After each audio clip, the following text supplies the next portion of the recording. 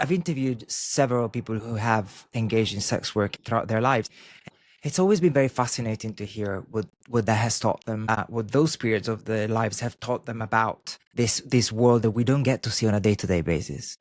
When I think about sex work as an occupation, honestly, I think that it's such a sacred and such a beautiful occupation, because most of the time what we're actually doing is to provide a type of intimacy and interaction that people crave so badly, so badly, and that because of the gender norms, quite often that type of intimacy is just never met. So one thing that sex work has taught me is how incredibly lonely men are, mostly men, and how incredibly exhausted women and gender diverse people are because of the same systems. That's the most beautiful thing that I have learned because of sex work. I also learned that the price that sex workers have to pay for the shame and the loneliness and the lack of capacity to connect from cisgender heterosexual men mostly, that burden and that price, we have to pay it. Right? Because it is us, the ones that are being persecuted by the system, the ones that are getting murdered, the ones that are being